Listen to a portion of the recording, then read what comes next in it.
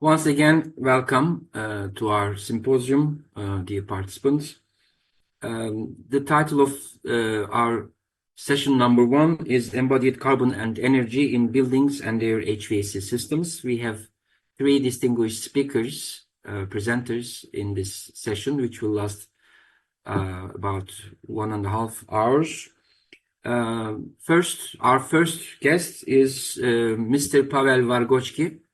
I hope I pronounce your name correctly, Mr. Wargocki. His presentation is titled as Indoor Environmental Quality Metric as a Prerequisite for Sustainable Development. I would like to leave the floor to you, Mr. Wargocki, and I will also kindly ask you to present yourself, your bio, with few words. Thank you very much. The floor is yours. Well, thank you very much for the first of all invitation, and then secondly, thank you very much for allowing me to come here to the meeting and then make a presentation on the very important topic that I find extremely important. So when I'm setting up, I just want to say that my name is Pawel Wargocki. I'm a professor at the Technical University of Denmark.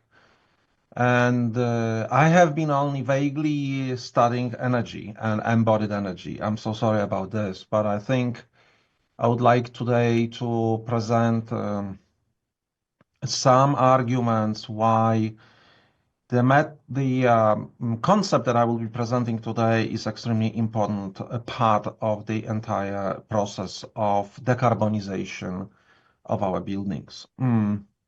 So originally I come from Poland. I graduated from the Technical University of Warsaw, or Warsaw University of Technology, actually it's called, from the Department of Sanitary Engineering at that time. Today is an environmental engineering. And now I am also at an environmental engineering at the Technical University of Denmark. In the last 30 years of my career as a researcher and academician, I have been looking into the aspects of indoor environment as such, to understand the connections and provide the arguments why we should make an investment in indoor environment. Today I will try to convince you that one of the most important argument, or the reason, or maybe limitation of that cause that we have no maybe as good development as necessary of the indoor environmental quality is a lack of metric for the indoor environmental quality. And I will try to connect it to sustainable development, to say that in order to have a sustainable development, such a metric and generally indoor environmental quality as an important ingredient of that. So before I will speak about the metric as such, I will start my talk by saying about some opening remarks and some context of that, some perspective. So we have to admit that today, and not only today, for the last maybe 50 years or 60 years, the buildings have become our habitat, our new habitat. And then they become more and more our habitat, where we spend most of our life. Most of our life is spent in residential buildings. And I will come back in a moment to explain how. And then part of that life is spent in the public building, and then some of that is spent when we commute, and very little is spent outside. Even though we think, okay, we go for holidays 2 weeks or maybe 1 month a year, and we spend some time outdoors, this counts only for the few percent of the entire lifetime. So actually the time that we spend outside is very little. even more, the exposures to the pollutants that are outside occurring also inside mostly. So this is what is important. Some people say, okay, so let's increase our time of staying outside, but still it will only contribute maybe to additional 1 or 2%. And the buildings will be important for us, because this is where we get all our exposures, all that we are exposed to, all the conditions that are exposed are actually in buildings. And let's decode these percentages, because very often we see the 90% or 85%. It's sometimes difficult to understand what it means. It's basically, if we take a 79-year-old, this is an average lifetime for a male in EU, of that 79 years, 69 years will be spent in buildings, 69, and 54 at home. So homes are really important. And then 26 years sleeping. I will not today speak about sleep, but this is where actually it's also a very important environment, is our bedroom, where we sleep. And only 6 years we will be actually spending outside from the 79 years on average. Some of us will spend more, some of us less. So basically, this is one aspect. This is where we are. And because we as humans come from the habitat, from the Africa, or Mesopotamia, as they say today, this is where we come from. We try to recreate the environments that is outside, inside. And that recreation of the environment, or the conditions that will support our living in buildings is extremely important. But also it's often energy demanding. So if we look at the energy aspect of the buildings, you can see that 40%, this is again, I repeat, 40% of the energy used is in the buildings, and most of it is in the residential buildings. So basically, buildings play a very important, I would call it, pivotal role in today's actions against the climate change in the world.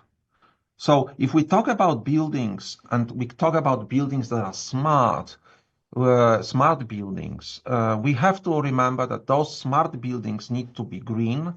So there is a carbon footprint should be low, as low as possible. Also embedded carbon here. It's not only the carbon that is here from the energy in use, but also they have to be healthy. So they should create living condition for all people. And if we look at the sustainable development goals that have been developed, there is a lot of elements of that in the sustainable development goals. Those goals, like goal number 3, that require good health and well-being, refer to that, but also the goals of the energy use and resources use that is related to buildings. So there are many of those goals relate actually to the buildings. But then when we talk about sustainability, general, we have to remember that sustainability is not only related to carbon or to energy, it's also related to humans, because of the sustainability goals, or actually the definition of what a sustainable development is. Because sustainable development meets the needs of the present without compromising the ability of the future. What if we build buildings that will not emit carbon, but will be inhabitable for people? So the buildings need to be habitable for people, and our aim, and my talk today, will be focusing basically on healthy buildings. So all our buildings should be healthy, to create no risk for people. And a healthy building should not compromise in the basic human requirements of every building occupant. It's extremely important that in our search for the best environmental conditions, we are not looking for the average person in a building, but all the spectrum of the building occupants, from young to old, from sick to healthy, and so on, so on. And should foster high quality of life, good health, optimal physical and mental activity. Mental activity is extremely important. We have very little information about indoor environment and mental activity, but this is an important element that will be coming up soon. And then, of course, sleep quality. I showed you that 1/3 of our life we basically sleep. And according to a new research, sleep is extremely important for our health. It's actually it should not be, how to say, compromised. And then the new research also from my group, from our group, shows that the indoor environmental quality does affect the quality of the sleep. So it's important parameter. So we know the components. So we know what are the parameters that characterize indoor environment in buildings. And these are parameters that define thermal environment, acoustic, light or visual environment, and also indoor air quality. And for all of you, those even who only deal with energy and come here and to listen to about energy, you use those parameters to define, energy use in a building. So those components are actually an important element, not only from the aspect of indoor environmental quality, but also when you try to establish a building with low energy use, those parameters you will take into account. In recent years, there are two other important elements pop up to define indoor environmental quality. This is a human behavior. So in order to consider what people do in buildings, so how they change the conditions in the buildings and influence the energy and also indoor environmental quality. And that relates more to the ability of people to modify the environment according to their preferences, because not all the technical solutions can provide today, of course. Maybe in the future they will be able, but today they are not able to provide preferences for all. So some who want it colder, they want maybe open the window. Some of them, they feel that it's too cold, they want to do something else. If some people think that it is too bright, they want to basically use the curtains and so on and so on. So all that interaction between human and the environment is an important parameter that also giving possibility of people to do this. It's an extremely element that, of course, affects the comfort, well-being of people, may have an effect, stress maybe, and then health. And then contact with nature. Here we are not talking about conditions that will improve, let's say, our exposures, but basically contact to the nature is just giving us an opportunity to feel that the indoor habitat or habitat building environments that create the environment that is very, very similar to outdoor. So contact to plants, contact to daylight, and so on, so on. We also know that all those parameters impact humans. And there is, how to say, ocean of research, maybe not oceans, or maybe river of research, or maybe lake of research, but anyway, a lot of research that clearly show connection between those parameters and different aspects of life related to our comfort, to how we sleep, to cognitive performance, to how we work, how we learn, and so on and so on. All of them play an important role in achieving those conditions. And we know that, and we have that information. And also we know that compromising those parameters will create considerable economic, will have a considerable economic implications. And the reason for that is that humans in buildings, they constitute the biggest expense of running the building. These are the humans in buildings. So basically, we know that if we improve the conditions in the buildings, then we will have very modest but economically justified improvement in productivity, and they will be all cost effective. So basically, any investment in indoor environmental quality will be paid back very, very quickly, because that will result in either improved health or improved sleep quality or improved learning of children or basically improved productivity. And that will be paid back with payback times usually lower than 2 years, maybe even shorter. But even if we consider payback times of 5 years, of 6 years, they will be still competitive with any of the energy solutions that are any energy investments. So if energy investments go hand in hand with indoor environmental quality investments, then the payback times will be much, much quicker, and there will be benefits, overall benefits for all of them. And I'm sort of making this general introduction because I think it's very important to see all of that in picture. So I believe that indoor environmental quality is a low-hanging fruit, and that is not being sufficiently utilized in all this discussions regarding decarbonization of buildings and so on and so on. So why is that? So the question would be, if we have so much arguments, and if we have so many research results and common sense tell us that this is true, it's not like rocket science that we know that if the temperature is too high, we cannot sleep, or if the is too poor light, we cannot work properly.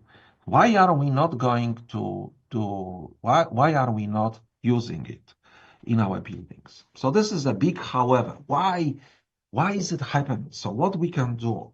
However, we don't have a method for rating indoor environmental quality. And here is the point of the sustainable development. If we had a rating method, we could easily implement it in any of the sustainable solutions. But we don't have it. We have ratings for nearly everything today.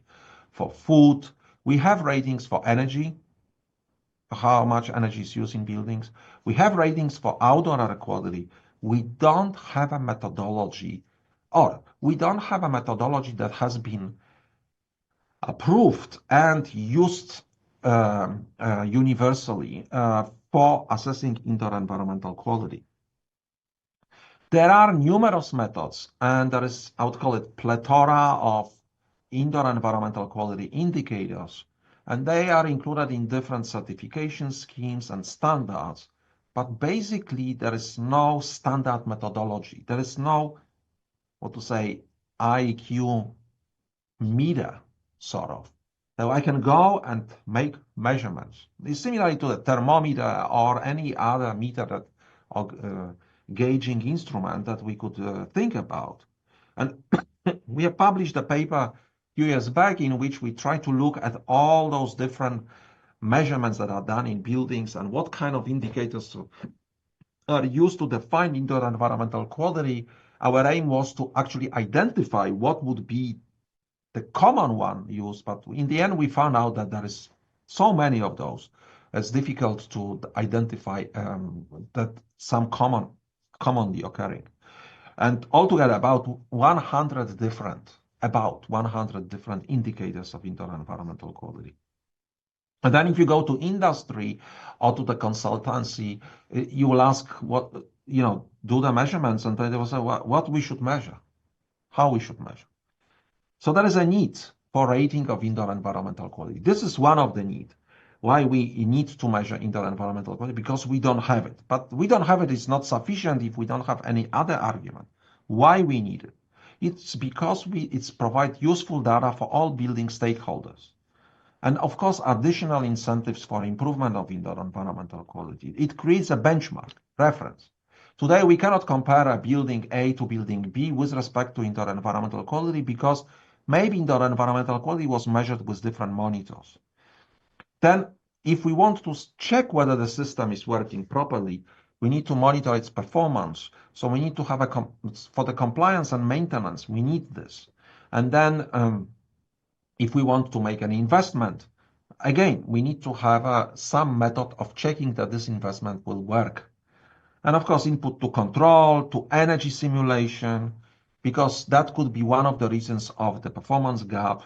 Input to economic calculations. So if we want to see whether any changes to indoor environment quality or in a building performance will provide economic change or benefits, we need to have a metric to measure that. And that should be the standard metric. And finally, people, occupants in buildings, they also need to see those conditions. So now we inform about many things, the building occupants, but we do not inform them about indoor environmental quality. So there are two important reasons why we should do it. One is that we should demonstrate to them that the building is not at risk. So there are no risk. I go to a building, I'm certain that there'll be no risk for me. And then the other one is to raise awareness. Basically, if there is a risk, so people may be aware of that and then maybe ask for solutions. And then that will create some new development of new solutions. There is second reason for that would be that at least in Europe, the European Parliament decided and with European Council decided that this year in May that there should be revision of the energy performance of the building directive. And then this revision that will be effective from 2026 actually includes the necessity of measurement of some parameters of indoor environmental quality. In Article 13 about technical building systems, but also in other articles, there is an element of indoor environmental quality. Here it says that member states shall set requirements for the implementation of in order to maintain a healthy indoor climate. So this indoor climate needs to be included there. And finally, lack of the metric or disagreement on a metric caused that basically there are undocumented methods for measurements of indoor environmental quality that claim the high efficiency, authenticity. So we basically, how to say, reduce the credibility of the general discipline of indoor environmental quality, and then undervaluing of importance of indoor environmental quality, but also they hold back innovation of indoor environmental quality. So having this information, so then it would be how to say, relevant to ask the question, has anyone tried to develop the metric of indoor environmental quality? And there have been, but not many actually attempts over the last maybe 20, 30 years, but very, very few. I mean, none of them have been accepted, and then there have been some developments in the last few years that I would really like to show you here. So one is there are different types of metric that can be developed, and one is the asset metric. Asset metric is actually used for estimating of what the building can deliver. So to say, well, a building has this installation, so it can deliver that level of indoor environmental quality. And that is an example of that asset rating is IEQ Compass that was developed in Denmark by the group of Larsen and basically from different universities, which use more or less similar concept as for the energy labeling of buildings, and is based on assessing what the building can deliver. And they have a classes A to G, and depending on the score, is those different levels are obtained. And how the scores are obtained, this is an example of how the scores are obtained for indoor air quality, where you can see that there are some parameters that are included that influence indoor air quality, like outdoor air, building ventilation, activities in, and then possibilities to adjust the IAQ.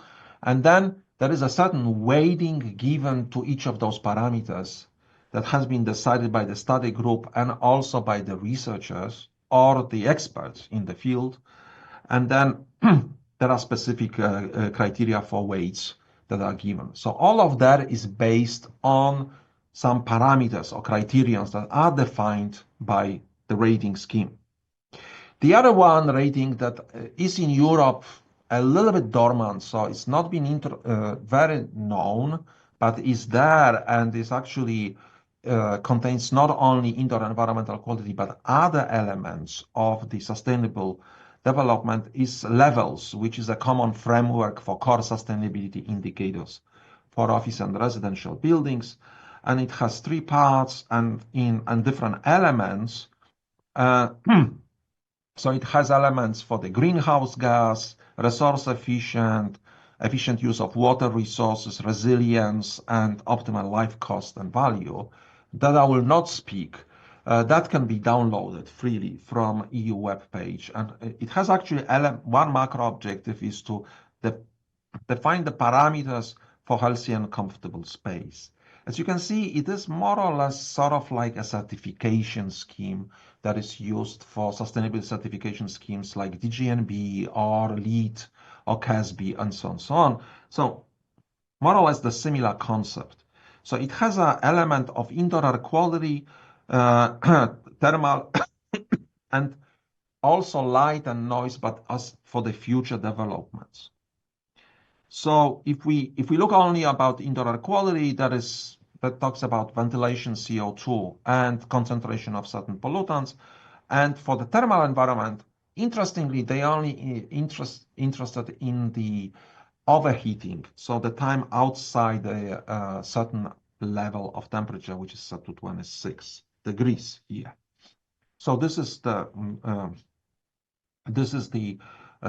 EU certification scheme, and then there is a new rating scheme that has been developed together with me and some colleagues from France, which is called TAIL, which actually includes all the elements, all the components that I showed you before of indoor environment: thermal, acoustic, eye indoor air quality, and a luminous of visual environment.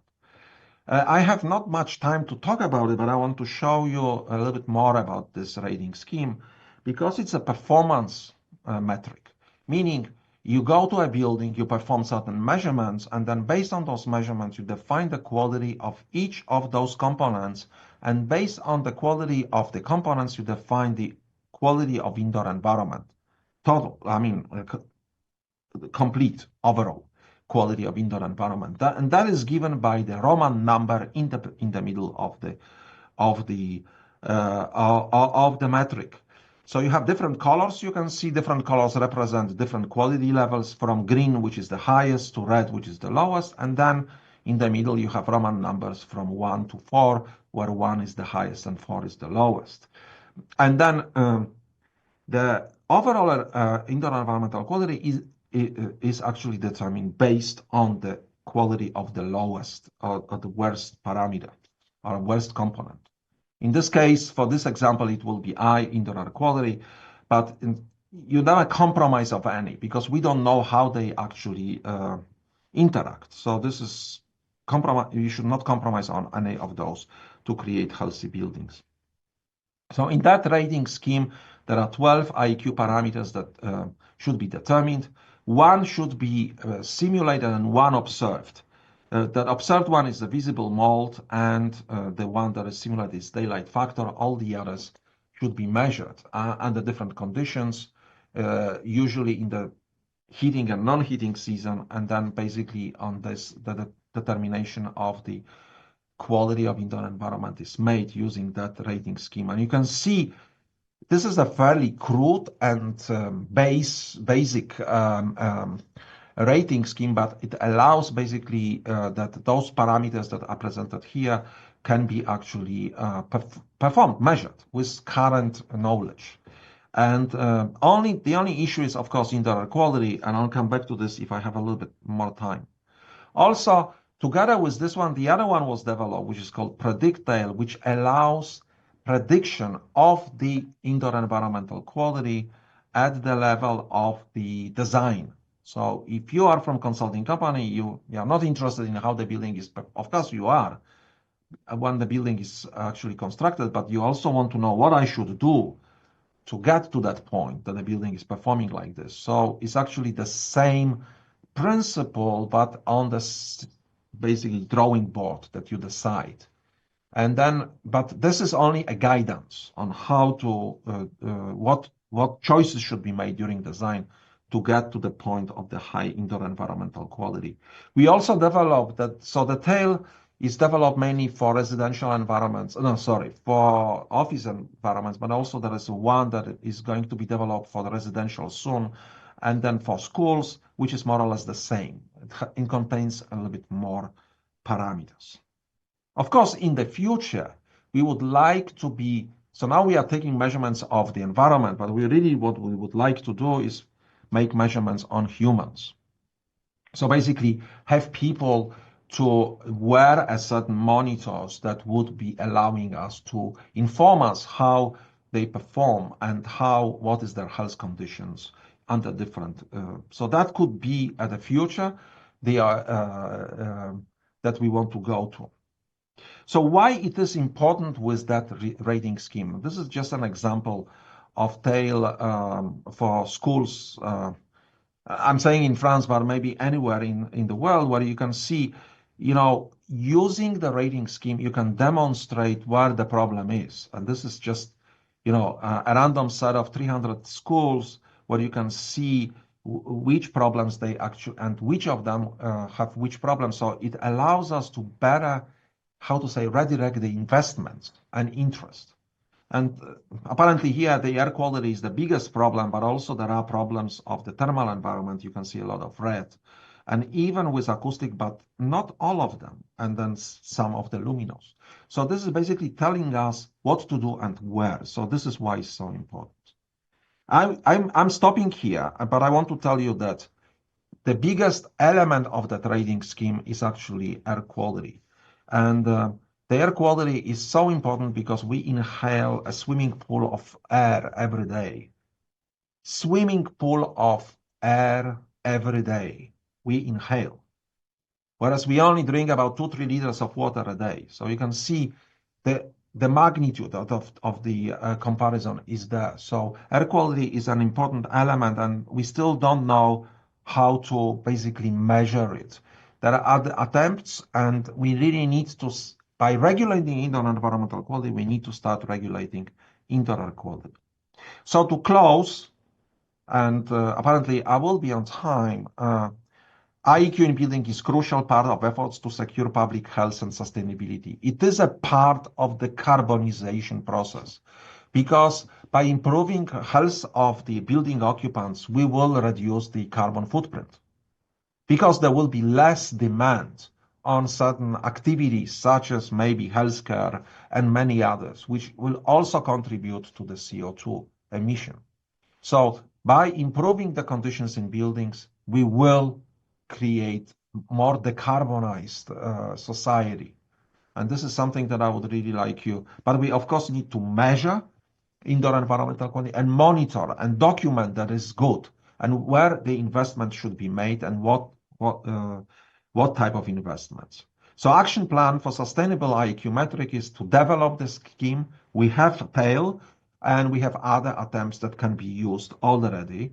And that is actually considered to be done in the future. And then deploy it in buildings and then make the remediation and then use it for regular maintenance and inform the public. And this is the only way how we can reach to the benefits that I showed you from the very beginning. Without that metric, none of the benefits that I showed you in the beginning, better health, productivity, learning, sleep quality, and all the other well-being cannot be achieved. So I'd like to thank you for invitation once again. And I don't know whether there is time for questions or comments, but here you see my email address, and you are very much welcome to connect me offline if you have any comments or questions to my presentation. Thank you once again. Thank you very much, Dr. Wargocki. Indoor environmental quality is a very important issue, but I have a little question. Sure. Is there an already running standard among the European Union countries in terms of IEQ? In other words, have any of these standards or work tasks being applied to real life situations? Yeah, other than projects. Yes, there is a standard that is called EN 16798. That is basically a standard that defines the levels of different parameters defining indoor environmental quality. But the whole idea of that standard was to use it during energy simulations. So as the input values for energy simulations. So it's not a standard that clearly defines how to perform the measurements of indoor environmental quality, but it defines at least the parameters. It is now under the revision, and next year there will be a new version of that standard, where there is a hope that there will be a part of that that defines some form of a metric of indoor environmental. Thank you. Well, thank you very much. Thanks a lot. Thank you for your punctuality.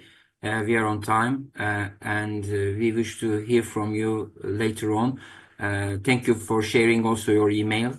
I'm sure many interested participants of the symposium will get in touch with you. Okay, thank you. Thanks a lot. Thank you. Thanks a lot.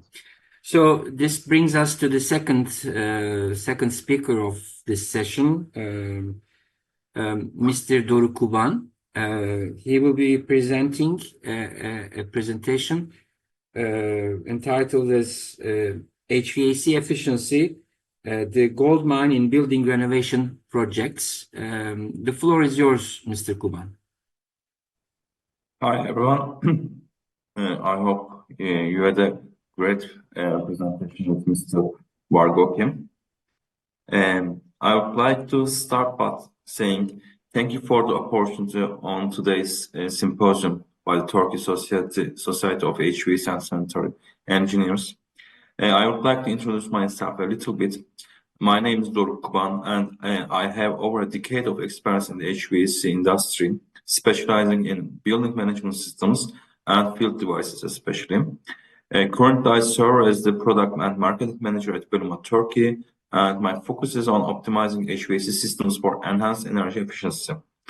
And today, we will together explore the challenges and opportunities in achieving the optimal HVAC performance, emphasizing its critical role in sustainability and cost savings. So before we explore the Goldmine, let's examine the current situation and objectives. Just like Mr. Wargocki mentioned that buildings accounts for the 40% of global energy consumption. This makes them one of the largest energy users. And the another 40% of this energy is attributed to HVAC systems, which are crucial for comfort, but come with a high energy costs. So, therefore, optimizing HVAC efficiency is a key step toward reducing overall energy consumption and advancing sustainability goals. The EU has committed to becoming carbon neutral by 2050, emphasizing the need to cut energy use in buildings. Improving HVAC systems is vital to achieving this target through energy-efficient technologies and sustainable practices. What this means is local regulations now mandate businesses to reduce energy consumption, especially in HVAC systems. So the HVAC industry could potentially decrease carbon dioxide emissions by up to 6.5 gigatons annually. This makes a significant contribution to combating the climate change. So energy conservation is crucial for supporting decarbonization, and we must adjust the building's energy consumption based on usage levels. For example, many workstations are unoccupied 30 to 50% of the time. So optimizing the energy used by these workstations and the actual demand is vital for saving energy. Functional spaces like offices often experience long periods of non-use, averaging over 15 hours vacant each day. By just reducing this energy consumption during the idle periods, can lead up to 30% of energy savings, as stated in ISO 52120-1. And another thing we need to consider is the partial load. Both heating and cooling systems frequently operate below the capacity. For example, heating systems operate 78% of their lifetime under 50% capacity, and the figures for the cooling system is the 72%. So optimizing HVAC systems for efficiency at these partial loads is again essential and can result in substantial energy savings. To better understand how we shape and how we transfer energy, we have a building illustration here. First, we have the generation part, which can be an air-cooled chiller or water-cooled chiller in the chilled water part, or boilers, burners, or another heating medium that creates hot water heating stations. So minimizing energy loss at zero load is crucial for reducing operational costs. As energy savings and leakage reduction gain importance, it's vital to operate boilers and chillers efficiently, switching them on or off as needed. Thus, minimizing pressure drops and leakage rates in fully open valves help reduce pump power consumption and overall operating costs. Planning reliability is essential for energy efficiency. Pressure-dependent valves complicate sizing and selection, while pressure-independent valves makes the selection very easy, and they can automatically adjust for the flow deviations and thus ensure optimal control and efficiency, even the pressure fluctuates or under partial loads.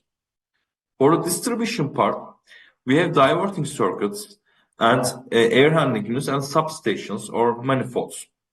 So the pressure fluctuations in these parts of the system can significantly hinder the power output. Then pressure-dependent systems often require manual balancing valves alongside control valves, leading to flow issues, especially again at partial loads. These fluctuations can cause instability in heat exchangers, but the pressure-independent valves can effectively compensate these fluctuations, and they can compensate these flow variations and ensure stable and efficient operation. Also, once we distribute the heat and energy, we should make that flow visible. So networking building technology systems enhances comfort, safety, and transparency in air-conditioned buildings. This transparency allows for optimized operations and reduced energy consumption, applicable to both new installation and retrofits. And finally, why we transfer all this energy, generate those energies, is the zone. So demand-driven zone control is, demand-driven zone control is essential for optimizing heating and cooling in buildings. Subdividing space into zones allows the demand-driven system to monitor data from various sensors to assess each zone's load. This ensures that each area receives precisely the energy it needs at any moment, thus minimizing waste and enhancing overall efficiency. So what an efficient system really needs is the first, it needs a very good technical management system.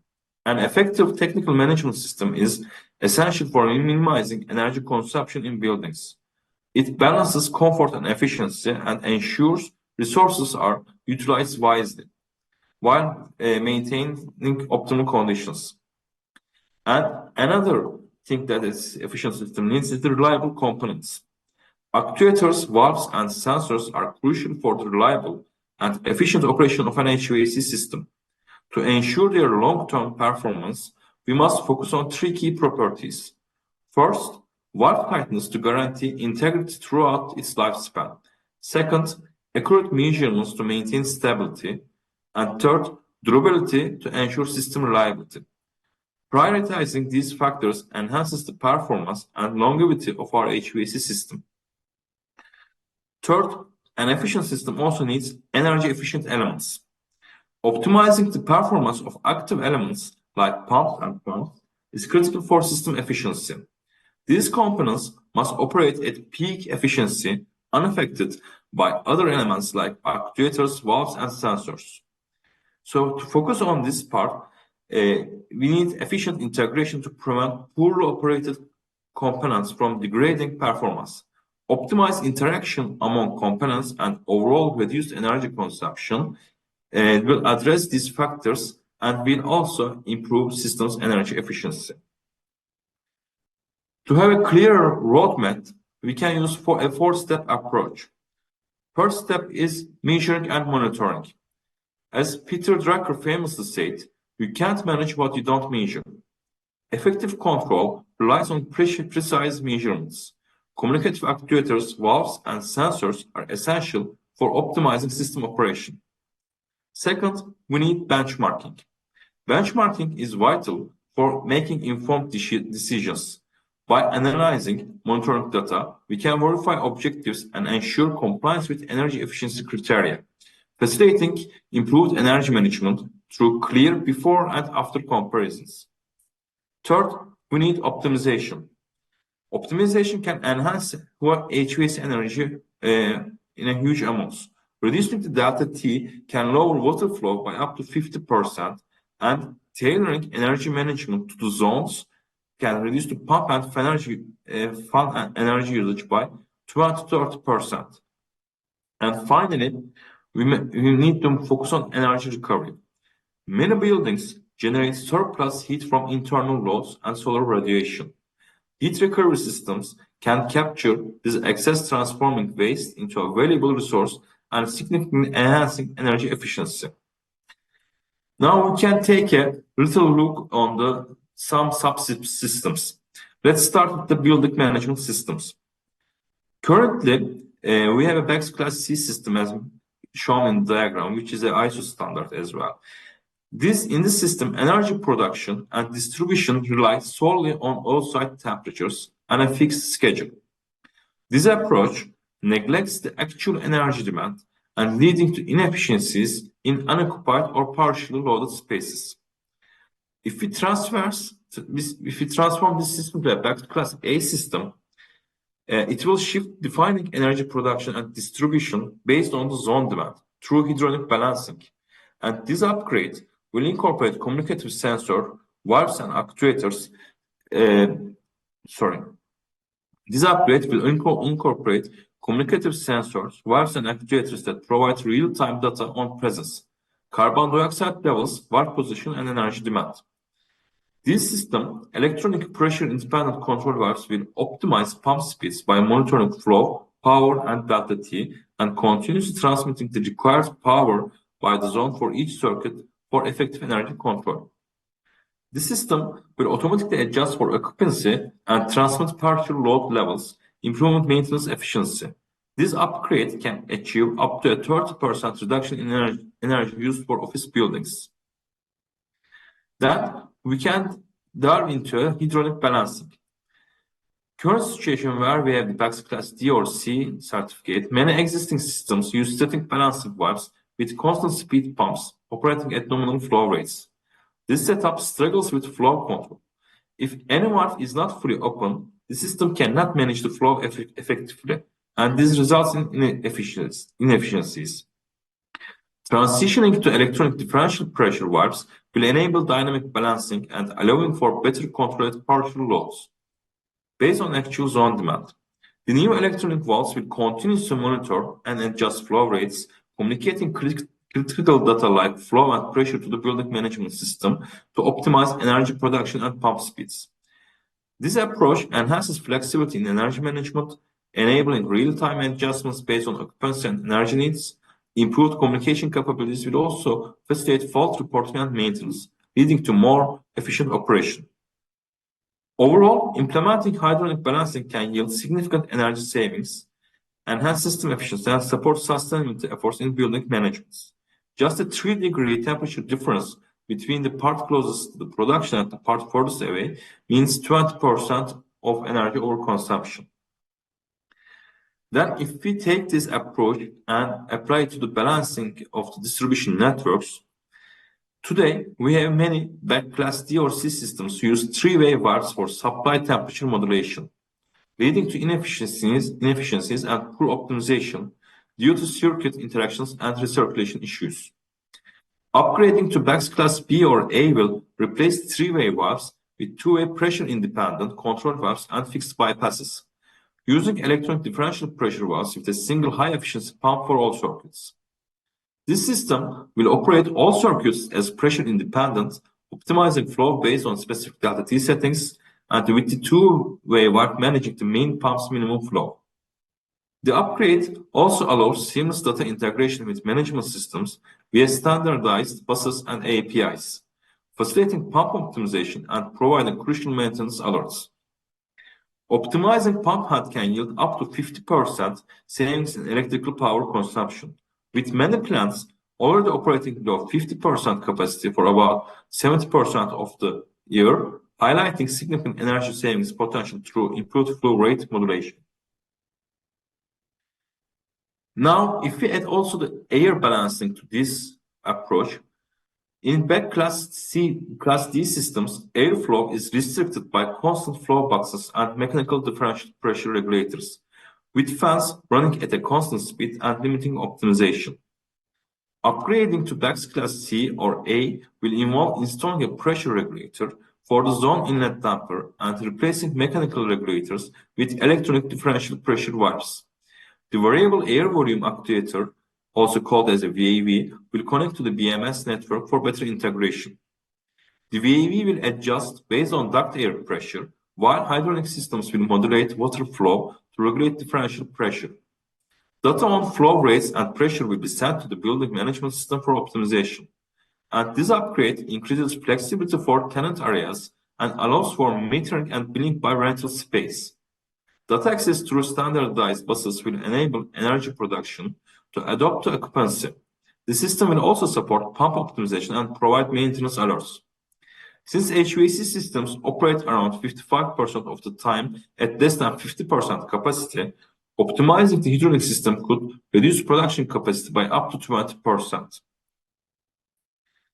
And for the pump part, currently we have variable flow circuits maintain a constant pressure head through differential pressure control, which uses a two-way valves and pump speed adjustments, then creates an inefficiencies due to excess pressure. Transitioning to a variable flow circuit with pressure-independent valves will allow electronic flow measurement and control, and optimizing pump pressure head via communication with a programmable logic controller. These electronic valves measure pressure differentials, enabling the PLC to adjust pump speed based on the valve position. For example, speed may decrease if all valves are under 85% open, and increase if N exceeds 95%. This approach minimizes pressure losses and enhances energy efficiency without requiring recalibration or maintenance. Overall, optimizing pressure head can lead up to 30% energy savings and improving system sustainability. For the domestic hot water production, the current domestic hot water system uses a storage tank charged by a heat exchanger, and it is regulated by a three-way mixing valve, and a constant speed pump may lead to inefficiencies, requiring continuous monitoring to prevent bacterial growth. The upgraded system, however, will feature a static water storage tank with variable speed pumps and self-balancing two-way valves to manage flows, with an optional second heat exchanger for flexibility. The pressure-independent control valve capable of measuring and controlling flow, power, and delta T will regulate tank charging, optimize return temperatures, and communicate with the building automation system. It ensures safety by stopping energy production if overheating occurs. This design can support dual domestic hot water systems during peak demand and a single unit off-peak times, thus eliminating need for bacteriological monitoring and simplifying renewable energy integration. The optimized approach significantly reduces pump energy consumption and enhances the efficiency and sustainability and the health criteria of the domestic hot water production. For the condensing boiler, we can lower the return temperature. The boiler currently operates with a constant primary flow to the network, using a static balancing for independent circuit regulation. Limitations include an unadjustable primary pump speed and uncontrolled return temperatures. In the upgraded design, we can implement a variable primary flow system, which replaces three-way valves with the electronic pressure-independent valves upstream of the low-loss header, and then a variable speed pump will enhance flow regulation. The controller will manage the valve to optimize flow and thermal power, while the pressure-independent control valve, capable of measuring and controlling flow, power, and delta T, ensures effective loop balancing. A delta T manager will also maintain lower return temperatures and maximize the generator efficiency. This system also supports energy allocations or billing and includes a pump optimizer to adjust primary pump speed based on set points, temperatures, and alarms. Optimizing primary and secondary flows can lead to approximately 8% savings in thermal energy. And we also can reduce the return temperature at the district heating networks. Constant flow substations, which generally used today, receive energy from the heating network, with secondary networks maintaining a constant flow, while the primary network has variable flow. return temperatures are uncontrolled and the primary pump speed is fixed. In the upgraded design, it will feature variable flow substations, and existing three-wave control valves will be replaced with the pressure-independent control valves that incorporate flow, power, and delta T measurement and control capabilities, and they will be positioned upstream of a fixed bypass. Additionally, secondary network pumps will be variable speed, enabling improvement for flow and temperature management. The controller will also optimize primary flow and thermal power using the energy valve and ensuring balanced operation across secondary loops. A delta T manager will maintain low return temperatures as well. This system will support energy allocation and includes a pump optimizer for again secondary network pumps. It will communicate power demands to production, allowing for easy adjustments and real-time monitoring of set points, temperatures, and alarms. Optimizing primary and secondary flows can reduce thermal energy consumption by up to 11% and enhancing system efficiency and contributing to the energy sustainability. In addition to the topics that we covered further improvements can be made in the following systems like air handling units, high performance fan coils, recovery of waste heat, heat recovery in cooling system, and heat recovery in cooling towers. These also have huge beneficial effects to the energy consumption. But finally, I would like to talk about a real-life example of the topics we just covered. A major automotive manufacturing plant in Turkey underwent a retrofitting project aimed at addressing issues with an outdated heating system that led to high costs and employee comfort complaints. An inspection revealed an unbalanced heating system with low delta T syndrome due to excessive water flow, which resulted in reduced efficiency. Previously, the system relied on constant speed pumps and three-way valves, lacking the ability to effectively control flow or temperature. To enhance performance, pressure-independent control valves that can control and measure flow, energy, and delta T were installed.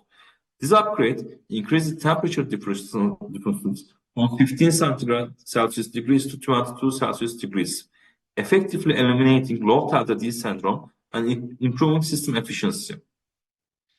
Within 3 months, the plant saved 934,000 standard cubic meters of natural gas and avoided 1,080 metric tons of carbon dioxide emissions.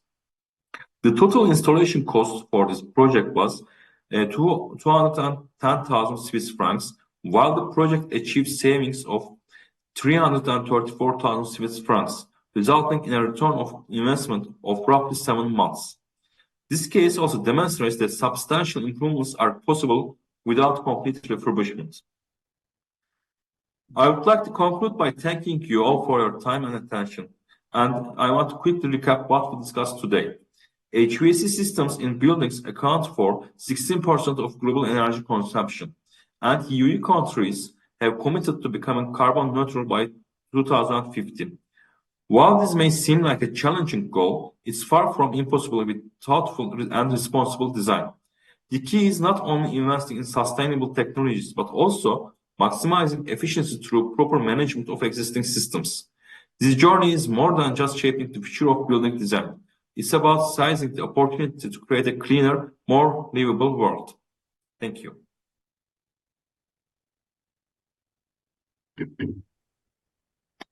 Thank you very much, Mr. Kuban.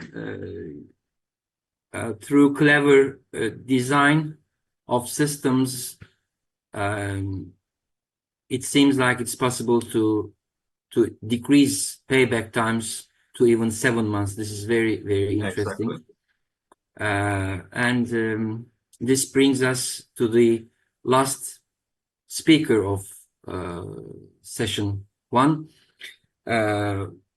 We will hear from Mrs. Ergün, Gülcan Ergün, whose topic today is update recent developments on sustainability and circular economy. The floor is yours, Mrs. Ergün.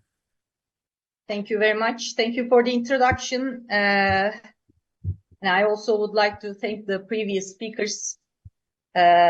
as I have learned many important things and definitely took quite a lot of notes, actually. Thank you very much. Let me share my screen.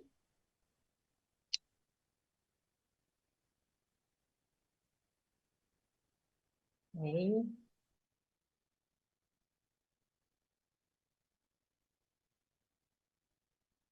Just a second. Hope you can see it.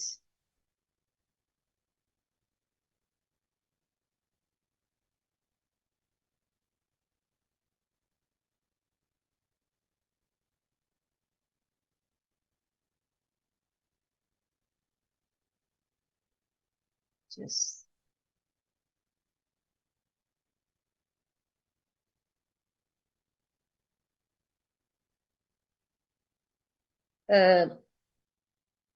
paylaşımı bir durdurup tekrar şey yapacağım bir saniye.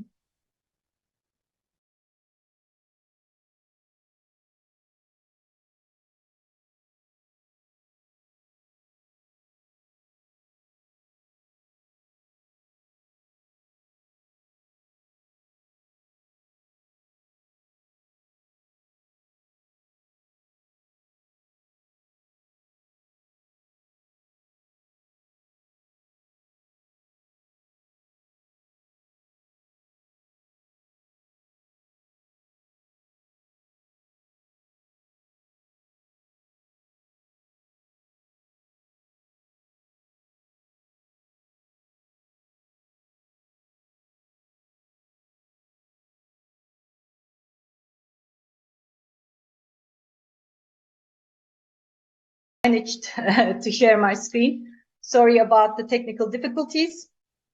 Just let me briefly introduce myself. I'm from Turkey. I have graduated from Koç University. My major is in international relations. And I also finished my master's degree on European Union law. Since 2003, I have been working on different sustainability development projects regarding various sectors. And since 2018, I have been one of the founding partners of D-Cube, which is a consulting company basically working on capacity building, consulting services, field work, on sustainable development and circular economy. So what I will try to present in this session today will be a more general perspective on the recent developments regarding sustainability and circular economy. You may consider this as a fast update of what has happened in the last 5 years. Of course, focusing more on the European Union level. And I will be taking a glimpse of what is going on around the world and what is happening in Turkey as well. And at the end, I will try to wrap up with some key points to consider on our sustainability journey. And I will try my best to be on time, as our previous speakers were very punctual. So I have the challenge to finish it on time. And let me start with this obvious question. Why has sustainability become such an important issue on our agenda? Well, the answer is quite obvious. It's mostly because of us, the human beings, on our quest to achieve a higher level of living. We have put a lot of burden on the planetary system, actually. This visual is an evolution of the planetary boundaries framework from the Stockholm Resilience Center. And then you can see that in 2009 and 2015, 7 planetary boundaries were assessed, and 3 and 4 of them were crossed respectively. And when we look at 2023, we see that 9 planetary boundaries are assessed, and we have already crossed 6 of them. And I wonder what we will see in 2024 when the year is over, if we are going to stay at 6 crossings or we'll move on to, let's say, ocean acidification, as it seems a little bit on the limit. And as we, of course, put pressure on the ecosystem, we not only risk the existence of other species, we actually risk our own existence as well.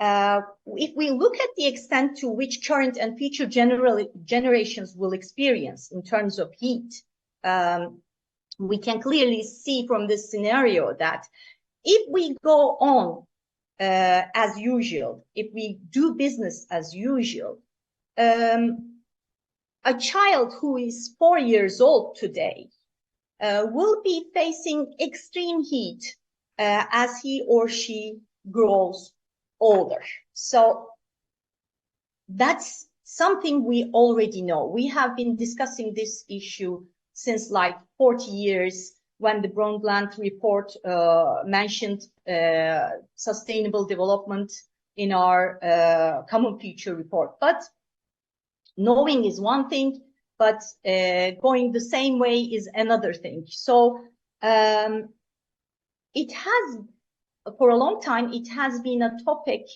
that was mostly left on a voluntary basis.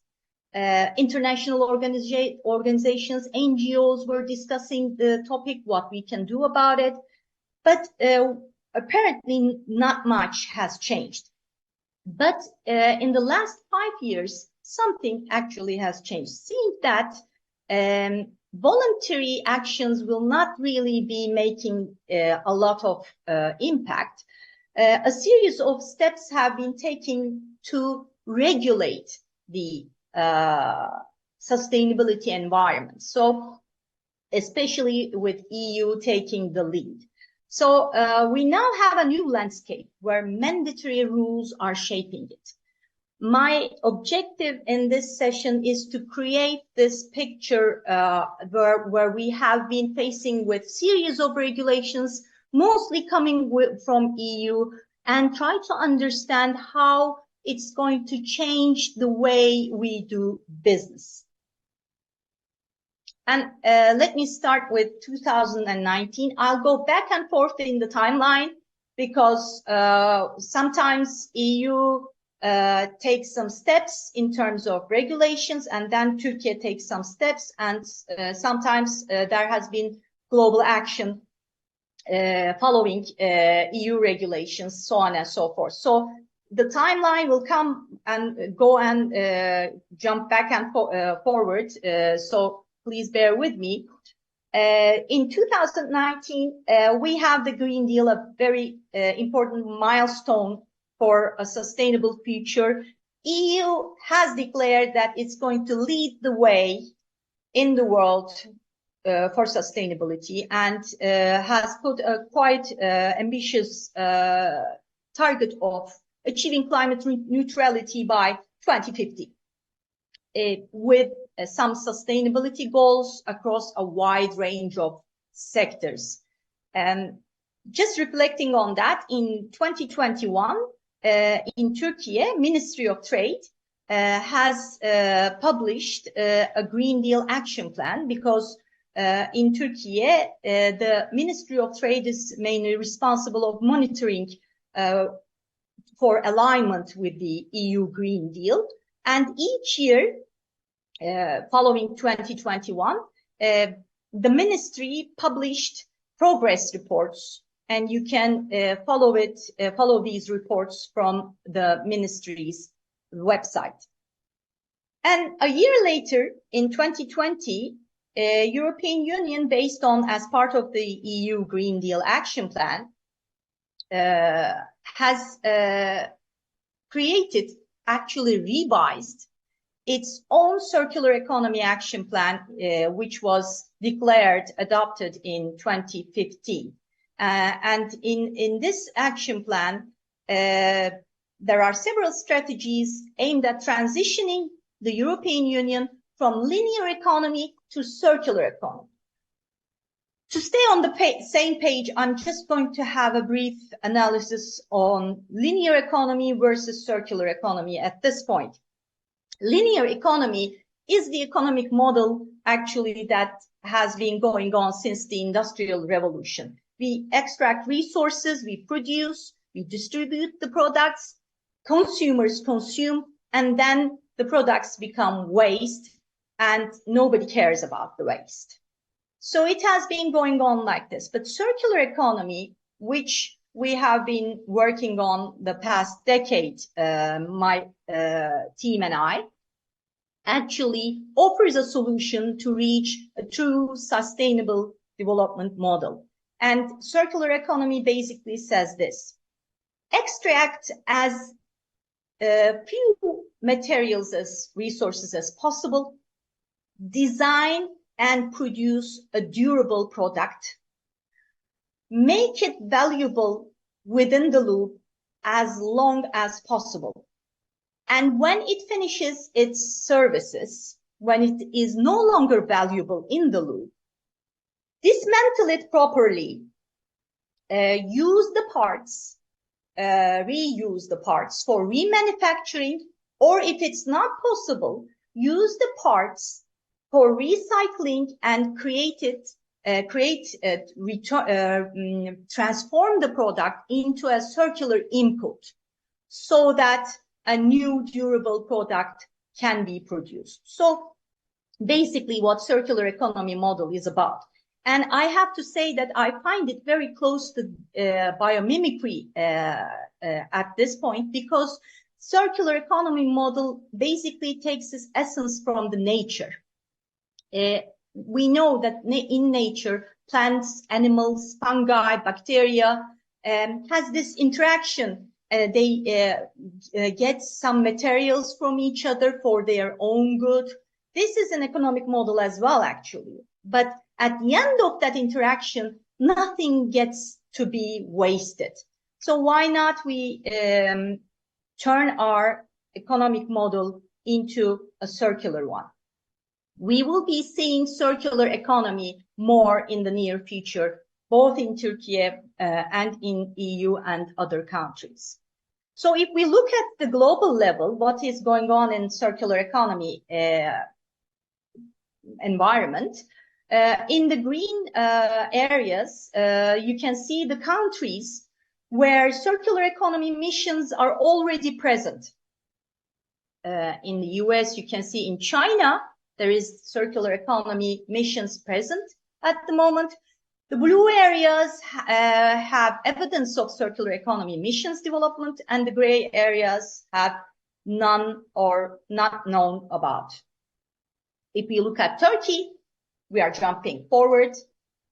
This month, October 2024, Turkey's National Circular Economy Action Plan draft has been prepared and is open for public opinion at the moment through an EU-funded project called DEEP.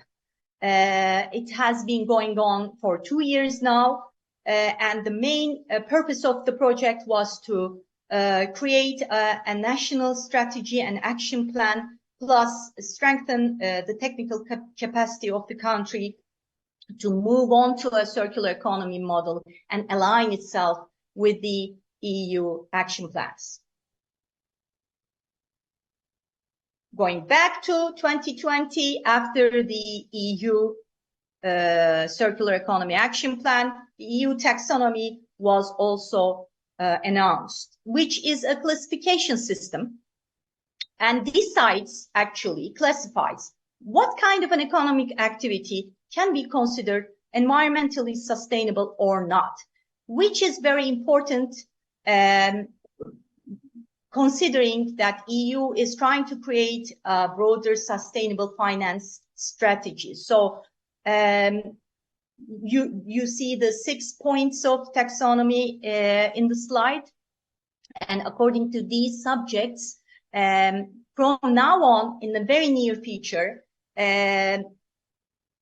investments, if a company, for example, wants to invest in a new, let's say, factory or another investment, the banking structures or other financial structures will be asking in-depth questions on how the investment will affect the environment, positively or negatively, or if any sound risk analysis have been made in terms of climate change.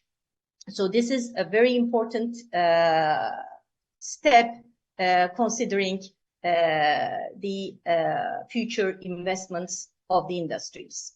If we look at the global landscape of the sustainable finance taxonomies, you can see that, again, the blue ones, the blue areas are where taxonomies are developed and implemented at this point. It's quite an current diagram map.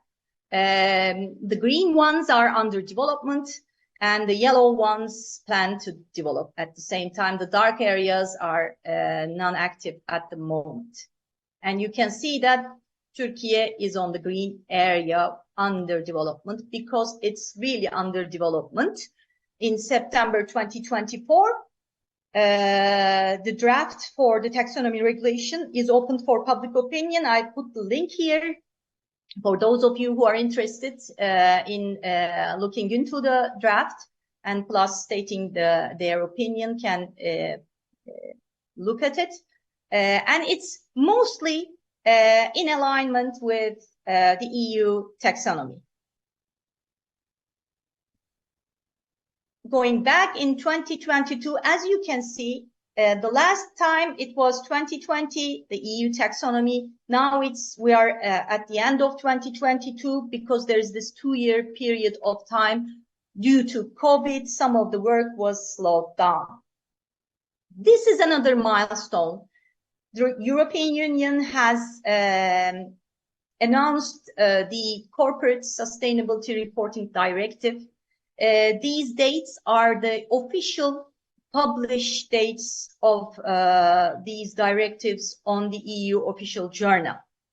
So the idea was that, as I have said, sustainability was taken to a much of a voluntary level. The non-financial reporting directive before this directive was more on the soft ground. Now there are mandatory rules in the directive, and in time, almost all European Union companies or international companies who have bases in European Union countries will have to report according to this directive. So we'll have to give detailed sustainability reporting according to this directive. If we look globally, we can see that different countries and different regions are also working on disclosure regulations in their own aspect. A year later, much anticipated carbon border adjustment mechanism regulation was on the official journal.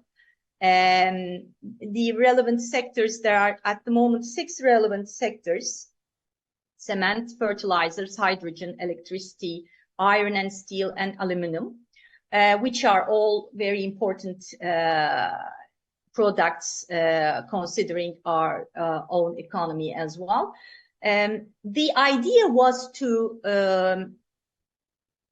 somehow put an end to the carbon leak and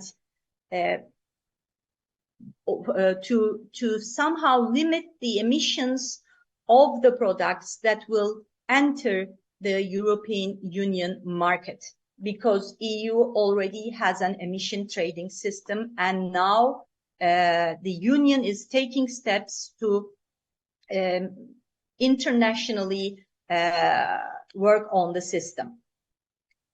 As we look globally, a lot of countries at the moment are having emission trading systems, either emission trading systems or cap and trade systems in force, or under development or under consideration.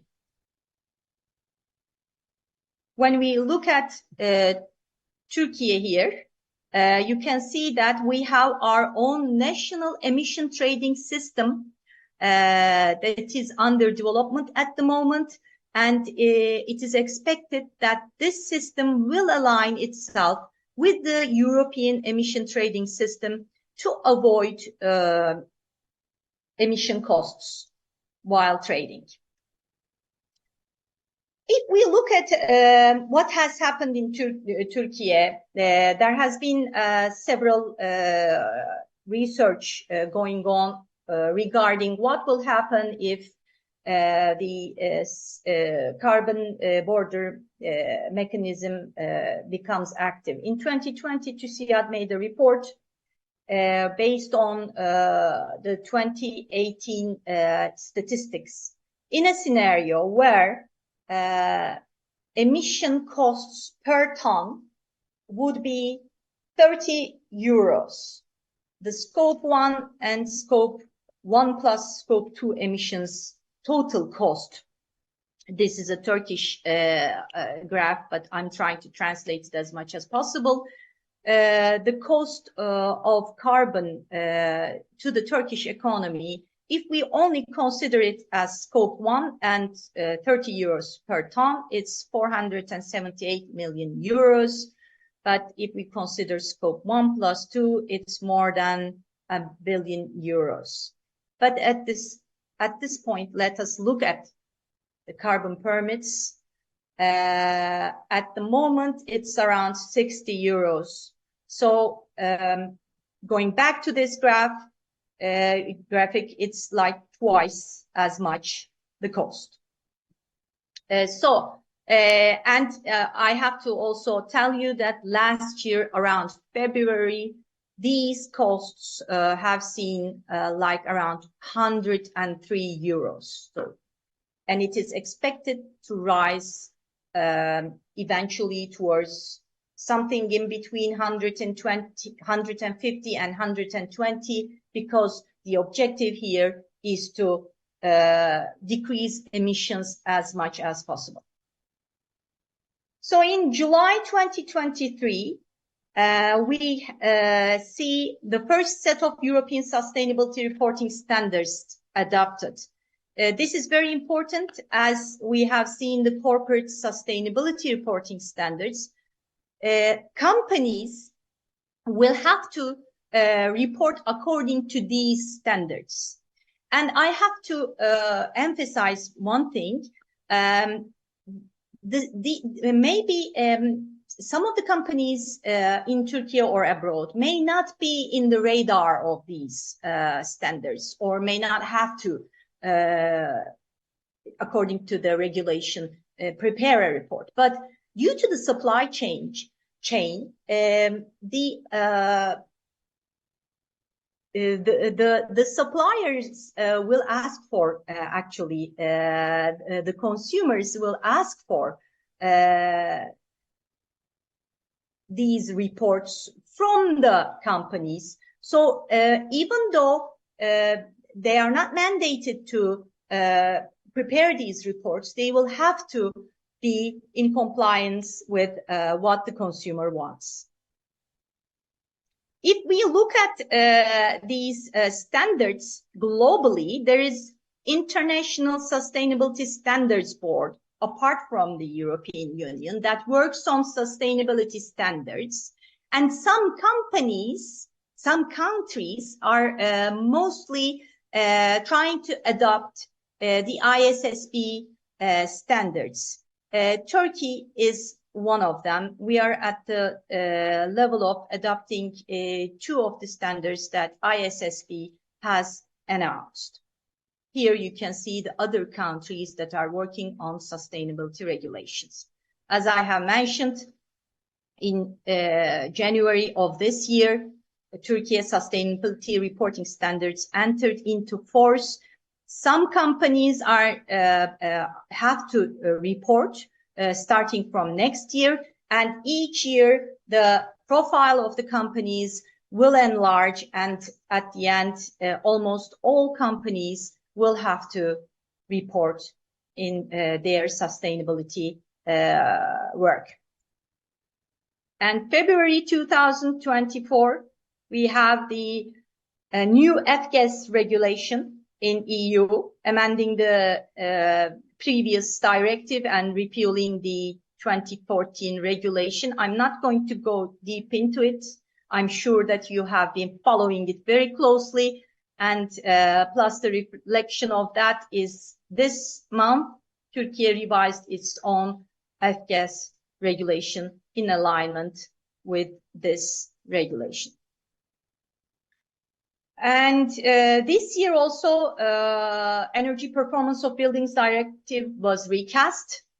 And since our keynote speaker has mentioned some of the key elements of this directive, I'm not going to go deep into it, but the final objective of this directive is to achieve a decarbonized zero-emission building stock by 2050. Here you can see the target dates, especially affecting HVAC sector.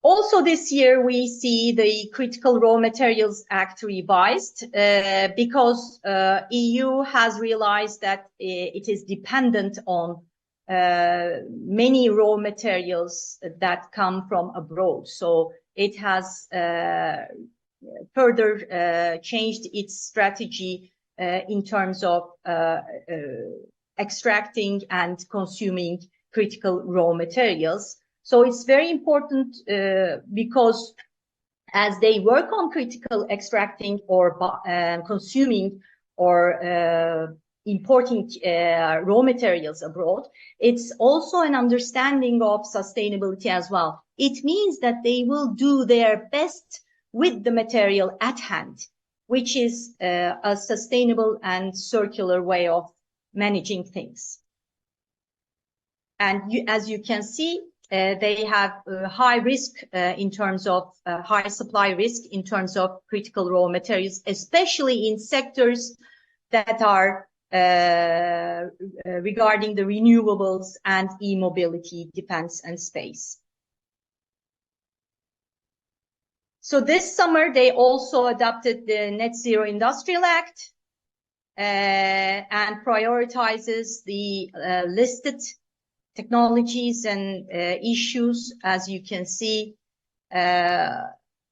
solar energy, batteries, heat pumps, carbon capture and storage, and grid technologies are one of those that are under observation. And maybe one of the most important directives that everyone has been waiting for also passed in summertime, the Eco-Design for Sustainable Products Regulation, ESPR.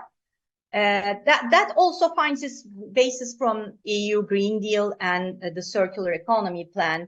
And it's really very important because it covers almost all the products from now on, and the approach is more of a circular design. As you can see, from now on, products will be more durable, repairable, and energy efficient and resource efficient. As you can see, these are the major issues in the Eco-Design Directive that we should take into consideration. And this directive also introduces the digital product passport system, which is very important. And in a couple of years, it will be on the issue, on the table a lot more.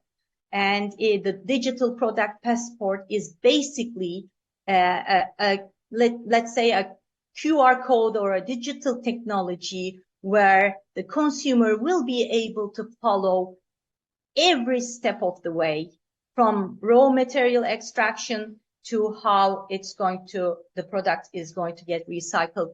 It will, the passport will give all the information, including how you are going to repair it, where you are going to take for recycling, so on and so forth. This is also a development that will be very important in the upcoming days.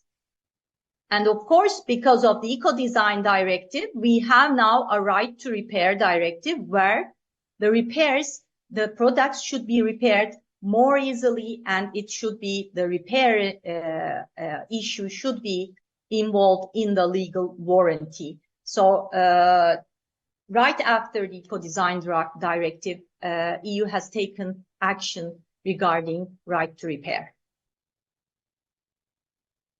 This is very similar to the corporate social reporting directive, so I'm just going to pass on to it and will wrap it up in a couple of minutes.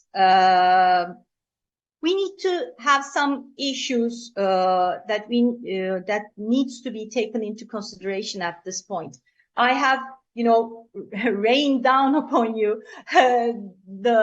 all these regulations and everything that has happened in the last 5 years. It's very important. Industry is really getting involved in the sustainability issues now in the last 5 years. Before that, it was, as I have said, more of an issue for public bodies or NGOs or international organizations. But industry is taking it from, it seems that at the first step, the industries are taking this from a limited perspective. I know that our symposium's major topic is on embodied energy and carbon emissions, but actually it's not all about emissions. And we need to go beyond this carbon tunnel vision. There are other issues that are involved in sustainability. So as we are designing or as we are transforming our businesses, we really need to take into consideration a broader level of sustainability issues. It is also not all about reporting, certification and scores. I have introduced many regulations maybe. Regulations are important, reporting are important, but the major thing is to take action. And it is time to take action before getting too late at the moment. So one of the most important things at this stage is to look deeper into design. Sustainable design, circular design is very important because we consider waste as a design flow. And we try to work so much on managing waste actually. So why waste time on managing while we can avoid it at the design stage? So we need to work more on design level at this point. And not forget the need for qualifications, because this is a new page, this is a new business management. So it requires new qualifications. And capacity building, human resources is very important at this point. And one last word. It is much easier if we do it together, because sustainability, circularity are not things that we can only do by ourselves. We can only make substantial impact if we do it together. And I would like to thank you for listening to me. If you have any further questions, you have my email on the slide. Sorry, I was a little bit off my time, but try to wrap it up as quickly as possible. Thank you very much, Mrs. Ergün. Actually, we don't have time, as you said. You are not very off the time, but I just have a comment. When you showed us the taxonomy diagram, if I remember correctly, the color of the United States was black, which meant inactive. Does this mean that the United States is not keen on following the steps of circular economy? Well, that's a very good question. As you have maybe seen in the other maps, United States have taken different steps at the moment regarding sustainability and circular economy. And this is something that it depends on how countries or regions prioritize the sustainability issues. And Right now, taxonomy is a finance issue and requires maybe some withdrawal from fossil fuel subsidiaries. Yeah. So Yeah. that's something that politics is also involved in. Mine was a rhetorical question. Yeah, it takes time. Sometimes it doesn't happen as quickly as we would like it to be. Yes. Okay. Thank you very much for your very informative presentation. And this brings us to the end of session 1. We have a 15 minutes break, and I hope to see you 4:15 for the second session of today. See you then. Bye-bye.